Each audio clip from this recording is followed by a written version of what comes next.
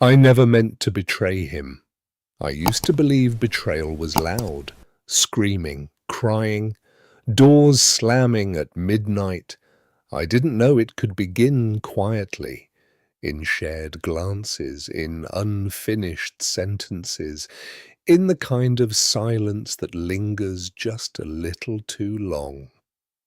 My name is Elena.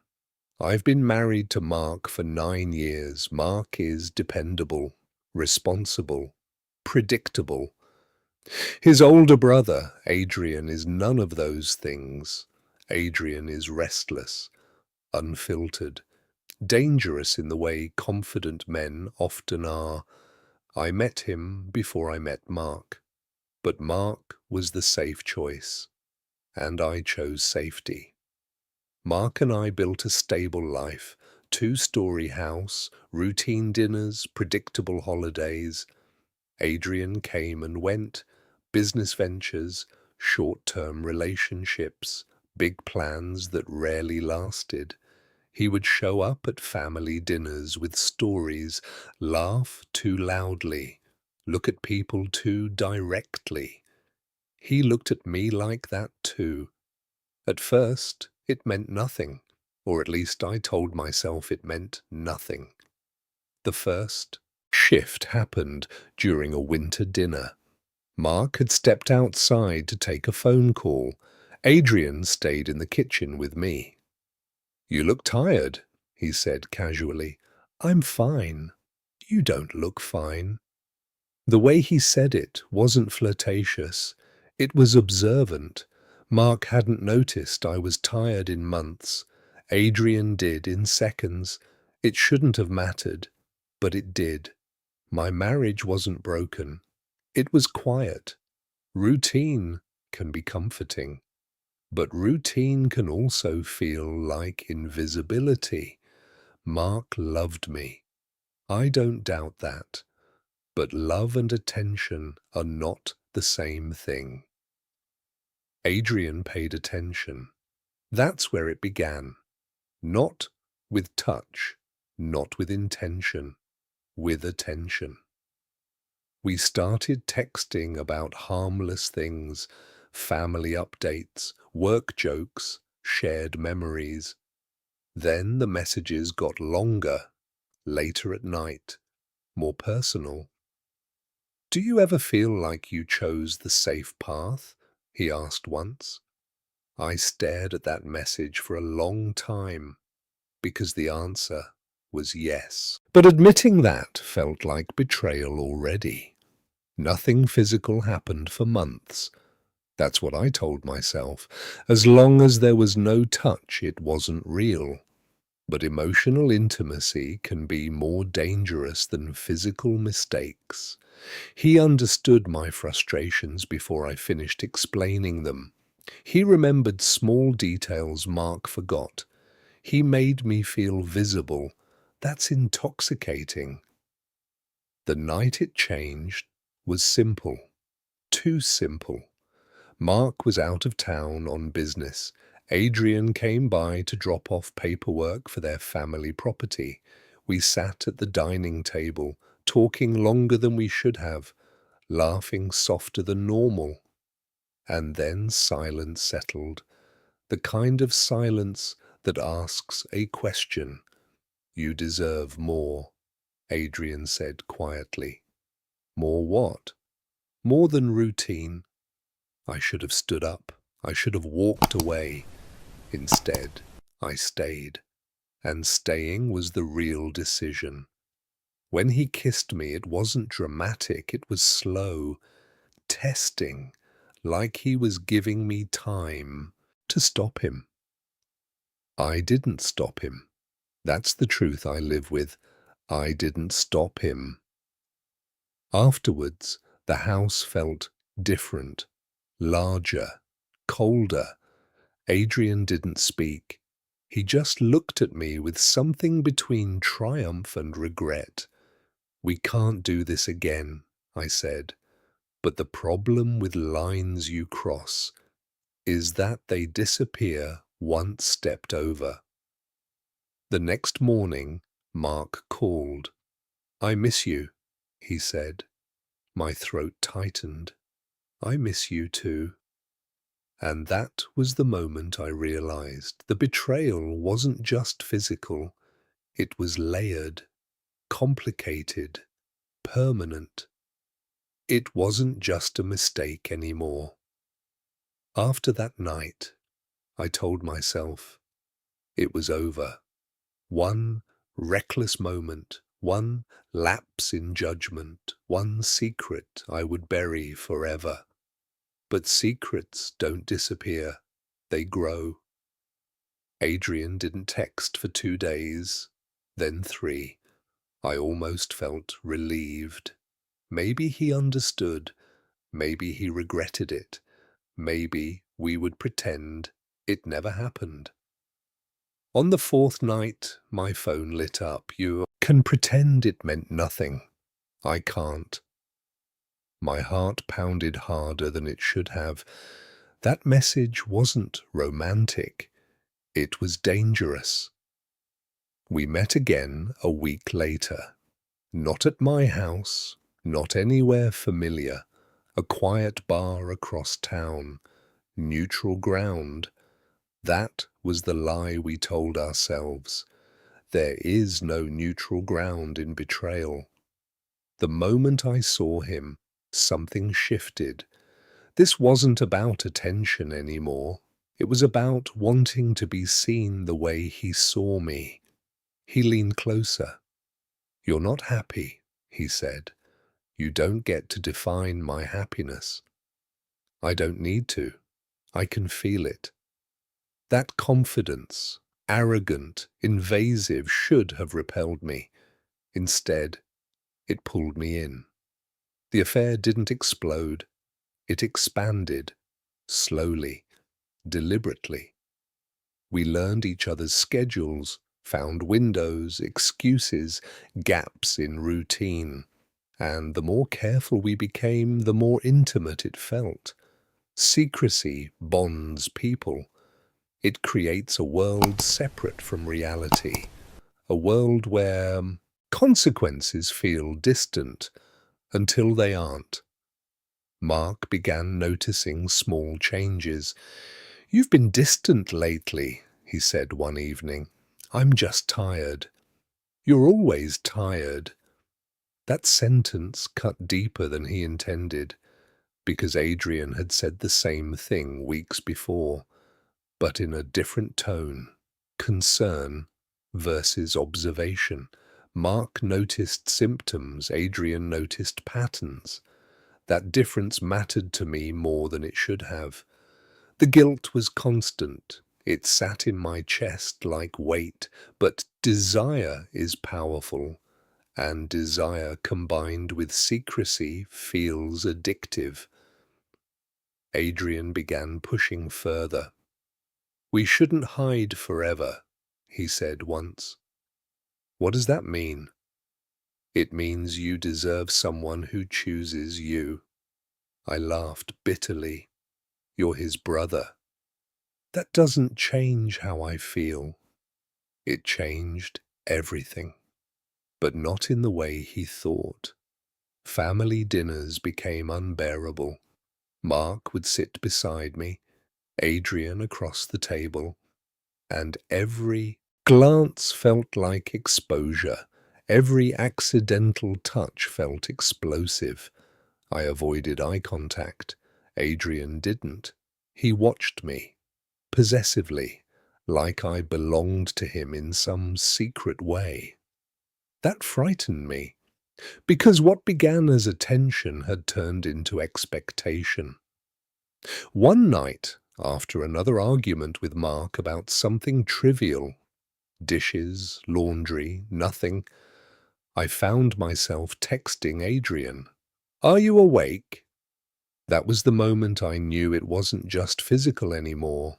I was choosing him emotionally, and emotional betrayal is harder to justify. Adrian grew bolder. He started asking questions that felt like traps. "Would you leave him? If I asked you to choose, what would you say?" "I'm not choosing," I snapped. You already did. That sentence haunted me, because in some ways, he was right. Mark's suspicion sharpened. He didn't accuse me, but he watched. Subtle changes, longer looks, shorter conversations, unexpected questions. Did you talk to Adrian today? Why? You just seem distracted. Distracted. That word barely covered it. I was living two emotional lives, one built on history, one built on secrecy, and both were collapsing. The breaking point didn't come from passion, it came from fear. One evening, Mark came home early from a business trip. Without warning, Adrian had left an hour before, but his cologne lingered in the air. Mark paused near the doorway. Has Adrian been here? Yes, I said, too quickly. For what? Paperwork. Mark stared at me longer than usual, and in that silence I felt something shift. Suspicion had turned into awareness. He didn't have proof, but he had instinct. And instinct in marriage is rarely wrong. That night, I couldn't sleep. I realized something terrifying. This wasn't about love. It wasn't about dissatisfaction. It was about ego. Adrian wanted to win, and I had become the prize. And prizes are not protected. They are claimed. The next morning, Adrian texted again. We can't go back. I stared at the screen. Because he was right. There is no back after betrayal, only forward. Into damage, the night. Everything collapsed. The truth didn't explode. It surfaced quietly, like something that had been waiting. Mark found out on a Tuesday, not through a message, not through a witness, through absence. I left my phone in the kitchen while I showered. I had grown careless. Or maybe I was exhausted from pretending. When I came back downstairs, Mark was sitting at the table, my phone in his hand, unlocked. I didn't need to ask. I saw it in his eyes, not rage, recognition. You love him? He asked. That question hurt more than anger would have. It's not like that, I whispered. He let out a hollow laugh. It's exactly like that. He didn't scream. He didn't throw anything. That almost made it worse. I always trusted you, he said quietly. And him. The word him felt heavier than my name. He's my brother. I had no defense for that, no argument, no explanation that didn't sound pathetic, because the truth was simple. I crossed a line, and I didn't turn back. Mark called Adrian immediately. Come over, he said, not yelling, not threatening, just final. Adrian arrived within 20 minutes. He walked into the living room like a man prepared for confrontation. He wasn't surprised. That scared me. Tell me it's not true, Mark said. Adrian didn't hesitate. It is. The air shifted. Years of brotherhood dissolved in one sentence. You think this is love? Mark asked. Adrian stepped forward. It didn't start that way. That was the worst answer he could have given, because it implied continuation, ownership, future. Mark turned to me. Is that what you want? I couldn't speak, because the answer wasn't clear. I didn't want to lose my marriage, but I had already damaged it beyond recognition. Silence answered for me. Mark's control broke for the first time. He grabbed Adrian by the collar. not violently, but desperately. You were in my house. You were in my life. Adrian didn't fight back. He just said something that changed everything. She wasn't happy. Mark froze. Then he looked at me, not angry, not accusing, wounded. Is that true? I had two choices, lie again or finish the destruction. Yes, I said. The word felt like a blade. The fight wasn't physical after that, it was emotional. Years of comparison surfaced. You always thought you were better than me, Mark told Adrian. You think this proves something? Adrian's voice was steady. I didn't plan this. But you didn't stop it, Mark shot back. And he was right. Neither of us stopped it. That was the real betrayal, not passion, not loneliness. Choice, repeated choice. The family fallout was immediate. Their parents were called. Conversations turned into accusations. I was labeled many things. Homebreaker, manipulator, unstable. No one called Adrian those things. They called him reckless. Reckless sounds temporary. My label sounded permanent.